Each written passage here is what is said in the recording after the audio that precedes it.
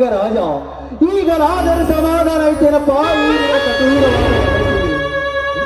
3-4 ವರ್ಷ ಬರಗಾಲ ಬಿದ್ದು ಸಾಲದ ಮೇಲೆ ಸಾಲವನ್ನು ಮಾಡಿ ಭೂಮಿಯನ್ನು ಬಿತ್ತಿದರೆ ಎದೆ ಎತ್ತರ ಹಸಿರ ಬಯಲುಗಳಿದ್ದು ಈ ರೈತನ ಮನದಲ್ಲಿ ಆನಂದದ ಹೊಳೆಯನ್ನೇ ಹರಿಸಿದೆ. ಆದರೆ ವಾರದಿಂದ ಬಿಡದೆ ಸುರಿತಿರುವ ನಿನ್ನ ಆರ್ಭಟಕ್ಕೆ ಸಿಕ್ಕು ಬೆಳೆದ ಬೆಳೆಯೆಲ್ಲ ನೀರಿನಲ್ಲಿ ಕೊಚ್ಚಿ ಹೋಯಿತಪ್ಪ, ಕೊಚ್ಚಿ. ಹೀಗಾದರೆ ನಮ್ಮಂತ ರೈತರು ಬಾಳಿ ಬದುಕುವುದು ಹೇಗಪ್ಪ ಮೇಘರಾಜ? ನೀನೇ ಹೇಳು ಮೇಘರಾಜ, ನೀನೇ ಹೇಳು.